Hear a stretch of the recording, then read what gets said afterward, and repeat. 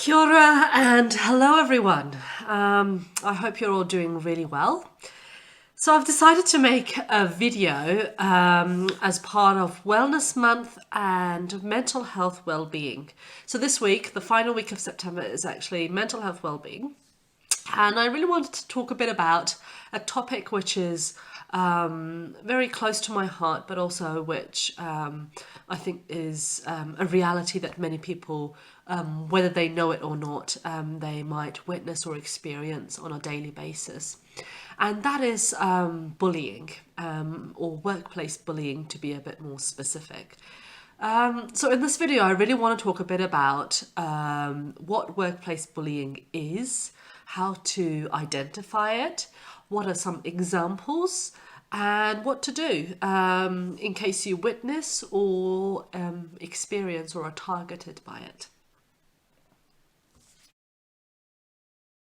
And I've been within a management and leadership role for the past 12 years, and I can tell you that workplace bullying actually exists on all levels. And this is one of the misunderstandings on workplace bullying, is that it actually occurs it's the manager, so it's the manager who actually bullies the employees, but it occurs on all levels. So as a manager, I've been through lots of conflict resolutions. I've had to deal with lots of conflicts between employees, and I've seen it happen. I've seen staff members, peers bullying each other. I've experienced bullying myself as a manager, so I've experienced an employee bullying me as a manager, and of course there are managers who, who take advantage of their positions and they bully the staff that they manage. So that's one thing that I want to really emphasize on. Bullying is not just from manager to employees. It can be through your peers, it can be through an employee towards their manager, and it can be from a manager towards their employee. It exists on all three levels. Now, identifying whether, bullying is actually occurring, or whether you're a target of bully, or whether you're witnessing bullying, it's quite difficult. It's not easy, and it can be misunderstood very easily if you're not given the right information, or if you're not given the right cues to follow. But there are two main characteristics that you need to look out for. The first one is that the action, or what is being asked, or the way the person is treating you, for example, on this occasion, it has to be unreasonable.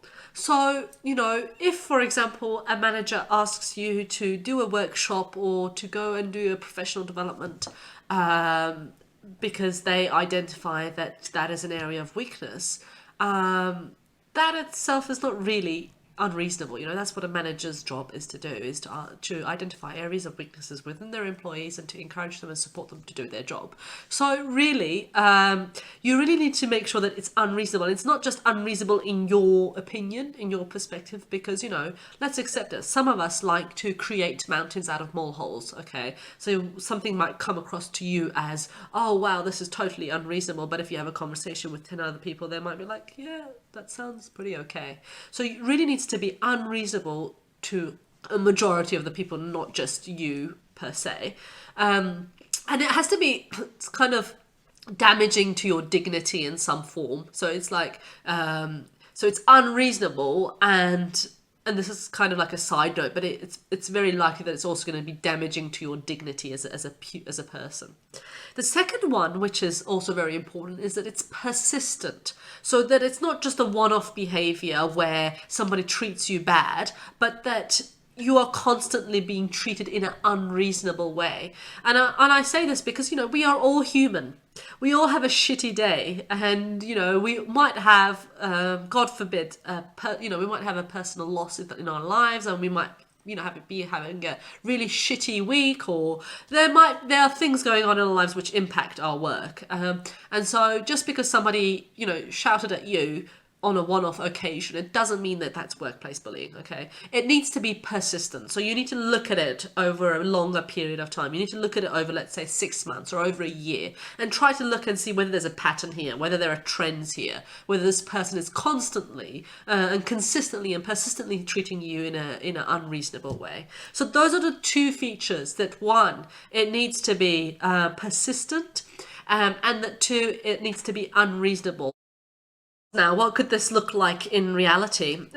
So one way that this could look like within the workplace is that you might have a peer, or it could be a manager who organizes, let's say, weekly meetings, but persistently doesn't invite you to those meetings, so excludes you from those meetings. And every time you ask them, they come up with some excuse or another, but you really know that as part of your role within that organization, you need to be involved in those conversations and you need to be involved in those topics, okay?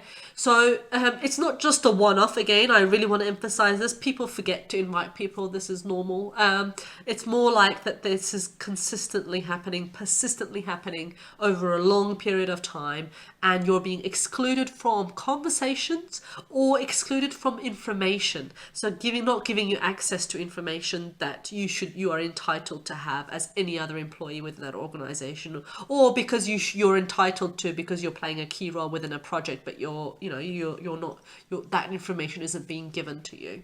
So that's one example. A second example, which I think we've probably all either witnessed or unfortunately we've been part of in some way or another, is those corridor, so-called innocent, and they're not really innocent at all, innocent corridor conversations. So if a corridor conversation or a conversation with colleague involves belittling, constantly or persistently belittling a particular team member, a particular staff member, or a particular manager, and those conversations are usually conversations which actually are quite damaging to the dignity of that person. And they could be, questioning a person's qualifications, like, oh, that university that they've got their qualifications from is not really a good university, or they might be questioning their capability in doing the job. So constantly and persistently belittling a person ability, or their capability, or their personality, or even their personal lives with colleagues, that itself is workplace bullying. And don't fall into that trap. Don't be part of that conversation. Walk away and say, I hope that gives you a bit of idea as to how to identify workplace bullying, and what just some examples of what it could look like in reality. In terms of what to do, so let's say you are the target of workplace bullying, what should you do? Well, first and foremost, you really need to look after yourself and your mental well-being. So you really need to look out and see who are people within your organizations who you actually like and you get along with, and reach out to them.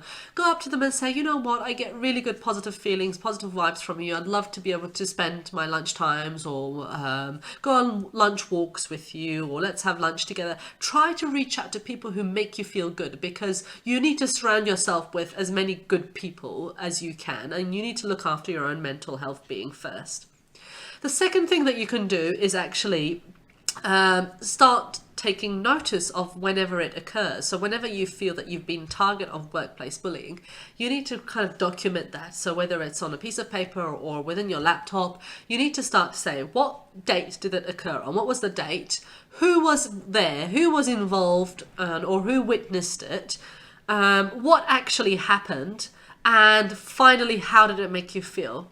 And I really want to emphasize that the first three items, when did it happen, who was involved, and what happened, you really have to try and be objective. You might be really angry, or you might be really sad and really depressed, but try to jot those down as objectively as you can.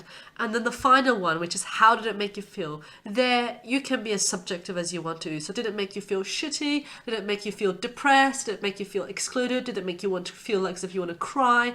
Write down your feelings and start documenting it every time it happens. And as I said, this is really good. It's good for you because you also get to see whether there's a pattern here, okay? And you also get to see whether it's persistent. It's happening consistently over a longer period of time. But you also actually probably need this information as evidence if you want to, escalate it and take it and try and actually resolve it in one form or another. The third thing that I'd like to tell you to do is actually talk to a senior manager. So if for whatever reason you're not comfortable talking with your manager, Are there any other managers within that organisation that you are comfortable talking to? And if you don't feel safe, or if you don't feel that you trust any of the managers within your organisation, then there are external places that you can go to for help as well. One of them in the context of New Zealand is EAP, which is the Employment Assistance Program, and they provide confidential consulting and consultation services. Another organisation could be the Human Rights Commission, who also are happy to set up appointments and for you to actually go and share, and they actually would help you with resolving this issue as well. So, don't keep it all inside. Don't try and find a support person within your organization. Use your family, your friends to help you, support you to get through this. Talk with a manager, senior manager, or an external person if you can, and don't forget to document it every time it happens. I hope this video has been useful for you, and I really hope that we start to experience less and less workplace bullying, and that hopefully we can actually start to act like adults and as professionals, as we should. If you like this video, don't forget to like it, and please do share it with friends, because you just never know who might need to hear this.